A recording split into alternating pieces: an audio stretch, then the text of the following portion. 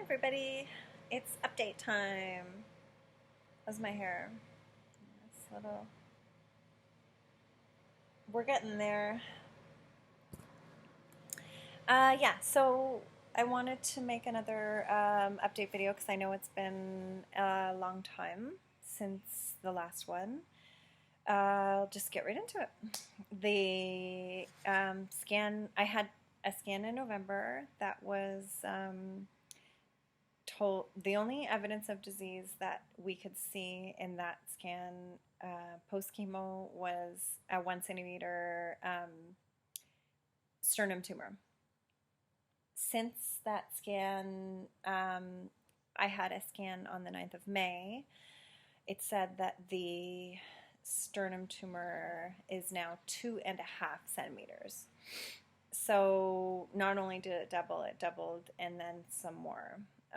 There also is a new tumor on my fourth rib. In my fourth rib, it has caused a rib fracture. And there's a new tumor in the breast, the right breast. Two things that I need to clear up real quick. One is the question I've been asked a lot: why did I not have the double mastectomy? I made the decision not to have the double mastectomy with my breast surgeon. She said that it was unnecessary surgery. Initially, I wanted to have the double mastectomy because I just wanted to cut the cancer off my body and move along with my life. That's not a thing. You can't cut cancer out of your body. What you can do is remove tumor load. If you have a tumor and it can be safely removed surgically, some doctors say that you should do that. I don't know what you should do, honestly, but that's what I did. And I had clear margins, clear surgical margins. All the cancer was gone. When some women have double mastectomies, they still get tumors on their chest wall, like tumors. You can't cut cancer out. That's why I didn't have the double mastectomy right away. Will I end up having the double mastectomy? I might. I don't know what surgically what is going to happen to me in the future. The second thing that I need to clear up is the radiation factor. A couple of people have been saying, "Oh, you chose not to do the radiation." I don't know why you would choose not to do the radiation. It's what the doctors tell you to do. Well, no, my radiation doctor and I made the decision not to do the radiation together. He's a lovely doctor. He's a lovely human, and he's been in tears with us several times. He's cried with Scott and I in his doctor's office. I think because he knows how grim his treatment options are. They're terrible. And he said that it was too risky. The way that the cancer is dotted around my chest, there was a 100% chance of damaging internal organs, and we couldn't afford to take those risks. Since I've had my last CT scan, he has noticed that the rib and the sternum tumors are both on the same plane. So he was talking about possibly a beam coming in from the back, going through the rib and the sternum, and sort of like angling me that way, so that we miss those internal organs, but eradicate some of the cancer that is in my bone right now, because there's a lot of it and it's aggressive. So we're dealing with that. Yeah, those are the two things that I sort of needed to clear up, because obviously I either wasn't clear in my previous communication, or there was just room for interpretation there. I just want everybody to know that I'm not taking chances with my health. I'm not being choosy with my treatments. I'm doing everything that I can to throw the kitchen sink at this cancer. Like, it needs to happen. She thinks when I'm talking that I'm talking to her. So Right now I'm talking to nobody, so obviously I'm talking to her. That's Crookshanks. And so, what's next? The next steps, well, I do have good news about what has happened lately. I was pronounced stable on Tuesday. Because I have the tumor in the breast, the thing about it is that it's palpable. You can feel it. And it was getting really big and really angry for a little while there. I thought it was going to come right through my skin. It's calming right down, which is amazing. Amazing news. The fracture in the rib, yeah, it was. I was in pain. I was starting to be in pain with that one, which sucked. It sucked really bad because when you're in pain, you can't be positive. Like, it's really hard to be positive because all you can think about is how much pain you're in, right? Like, it's horrible.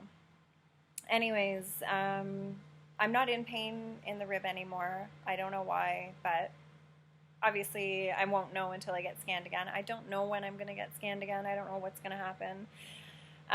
My new treatment plan that I'm on is currently high CBD cannabis oil. Before I was taking CBD THC 50-50 ratio. That's not the right ratio for my type of cancer. So now I'm on the right ratio. The other thing that I'm doing is high dose vitamin C therapy, which is awesome, and something that all five of I have 5 doctors. So my radiologist, my naturopath, my oncologist, my general practitioner, and, well, the other guy, doesn't matter so much, but they all think that I should be doing the high dose vitamin C therapy. So the only reason that I haven't been doing that is because it's expensive. It's about $150 a week. But anyways, I'm just doing it, and I've had 5 treatments so far, and that is probably why my tumor is shrinking, along with the CBD oil. And the other thing that I'm taking is a hormone blocker, a hardcore pharmaceutical hormone blocker. I was on a milder one before, but now I'm on the strongest one. It's tamoxifen. For those of you in the cancer drug world know, I'm taking the tamoxifen. Yeah, it's harsh and it has so many side effects, but obviously I need to just take the strongest because this cancer is a bitch, man. Surgery, as far as surgery goes, I'll probably be having more surgery. I'll probably have my ovaries removed to eradicate some of those hormones that are feeding my cancer, and I might actually go for the full hysterectomy and just get the uterus removed as well. It sounds backwards, but the tamoxifen causes uterine cancer as well. So I don't know. I don't really want to get into that. There are really, really difficult decisions that I have to make in the next couple of years, and it's so hard for me to make these decisions. I feel really alone. I'm trying not to cry. I feel really alone. Scott doesn't like it when I say that, because obviously I'm not alone. Like, I have all my friends, and I have him, and I have Bowie. But a lot of these decisions I have to make are life and death decisions, and I have to make them just me. I just have to make them, like, no big deal. You might die, but no big deal. Anyways, the things that I'm still doing that are helping the cancer to not grow are juicing. I upped my juicing protocol to every single day. I was juicing before, like, once a week, twice a week, sometimes 3 times a week, but now I'm juicing every single day. Sometimes I'm juicing twice a day. If I have lots of produce kicking around, I'll just make an extra juice. But also raw vegan diet. I'm back on the raw vegan diet. It just makes sense to me that every single thing that I put into my body is nutrients, mass quantities of nutrients. Like, the juice has so many nutrients. there's no way that I would be able to eat that many nutrients or even take that many supplements, nutrients. This is all just all natural, organic, cancer fighting, just doing it. Taking a lot of juice. I'm doing other stuff too. Of course, my enema. Do you like my hair? It's growing. It's really curly back here. It's misbehaving every minute of every day, but it's hair, and it's way better than being a bald lady. I bought an infrared sauna on Kijiji, Craigslist, like a secondhand garage sale type of website, and there are a lot of them on there. I guess because they become a novelty for people and or whatever. But I bought one from this couple who, it doesn't really matter, but he was sick and but he hated it. So it's awesome. I'm sweating my butt off in there almost every single day. It's really handy for the days that I can't exercise. Like I try to work out. Obviously, I need to be strong to deal with this stuff. Like I'm working out at the gym. Like I'm talking Mike Tyson strong because this cancer is such an asshole that I need to be just like at the top of my game at all times. So I'm working out every time I find energy. I'm exercising. The infrared sauna is amazing because when I can't exercise, I can still sweat, or when I don't have the energy to exercise. Because right now I'm dealing with pretty severe lack of energy. By about 3 or 4 o'clock in the afternoon, I'm useless to everybody. I'm no good to anybody. I'm so tired. I need to lie down. Yeah, I've been canceling plans left, right, and center with my friends. I'm so sorry that if I've canceled on you, it's not because I don't love you, because I do. I'm just tired. Probably a lot of the tiredness has to do with the cannabis oil, which is great because I'm not really good at forcing myself to rest, like sitting down and taking a nap and lying down and whatever. I'm really bad at allowing myself to be calm. So that is a good thing. Like I'm trying to listen to my body. If my body says I'm tired, I go lie down. This is all new because before my body would say I'm tired and I would tell it, no, you're not. Keep going. Just go.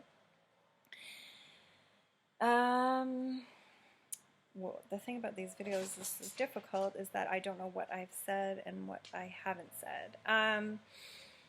As far as treatment options for the future, I'm pretty much done inside this country. Unfortunately, I've exhausted every option in Canada. Going outside of Canada, I can do this test called the grease test. Anyone who has cancer knows about this grease test. It's an awesome thing to do because what the grease test does is it's literally a blood panel. It's a simple blood panel. You send it off to Greece on its dry ice or however it gets there, and they test it for you.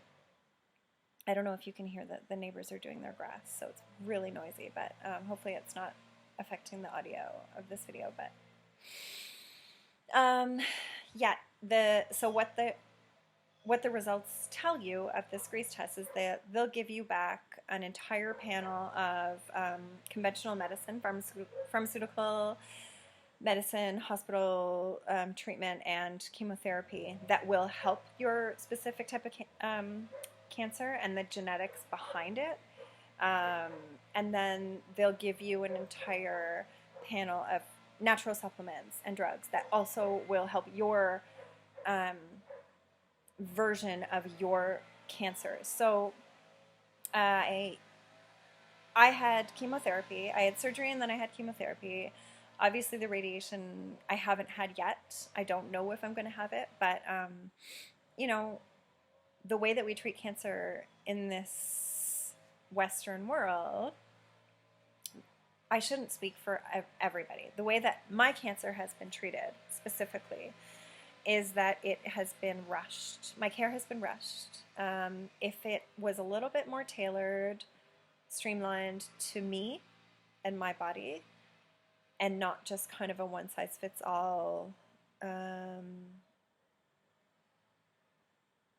way of doing things. It's really hard for me to describe without stepping on anyone else's toes because I certainly don't want to upset anybody. And there are people out there that think that chemotherapy is the most evil thing on the planet and that it is killing people.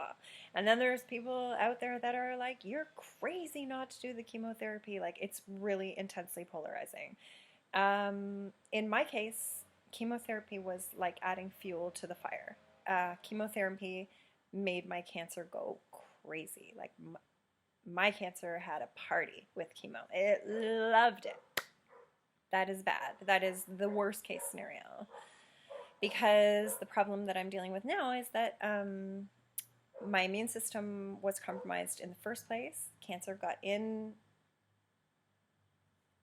Cancer was allowed to do whatever it needed to do in my body.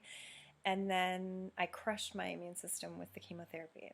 And the chemotherapy exacerbated the cancer. So I'm in a very compromised position with my health right now. I constantly am fighting to get to a healthy place. This is not easy for me. I'm doing kidney and pancreatic cleanses. I'm doing parasite cleanses. I'm doing colon cleanses. I'm doing, obviously, my diet, my enema, my colonics, my every single day is cancer. Some appointment, whether it be naturopathic, whether it be a nice appointment, whether it be a conventional therapy, whether it be a hospital appointment. I have an appointment 5 days a week. I am in a full-time job of fighting cancer, which brings me to the next sad subject is that I've decided to stop working. This is really, really, really difficult for me. Also really difficult for our business. I need to be in there. I need to be working. My husband needs me in there. I need the money. But I just was spending so much energy trying to get better just to be okay enough to get into work so that, like, I want our lives to be normal. I want my daughter to go back to the old days where, anyways, how do we even talk? How to talk. I'm just going to leave it alone. I've decided to stop working. It makes me really sad. But hopefully, well, not hopefully, but I will get back to work. I just needed, it's so funny the things that you work towards. Scott and I have been working our asses off for this house, for this business, for this life that we live and we love and we're so proud of. And like, just like that, everything just gets taken away from you. Really, really was taken away from me. I was just about to launch a new business. I was working really hard on a lot of different projects. It's also really difficult to see my friends have success and move up in their jobs and making summer plans and having fun with their kids.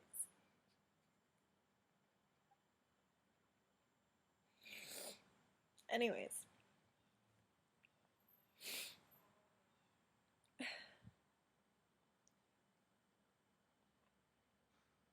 Stop it.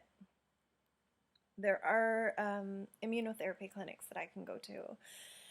None in my country, none in Canada. There's actually none in the US either. There are immunotherapy clinics. There's some in Germany. There's one in Austria. I think there's one in Ecuador, and there are several in Mexico. It's difficult to weed them out. See which ones are really good and which ones are going to be good for your specific cancer because they all seem to do a little something different. I'm trying to call all of them and thoroughly research all of them because they're also very expensive and, well, I'm running out of options. So if anyone knows anything, yeah, let me know. Let me know what you know.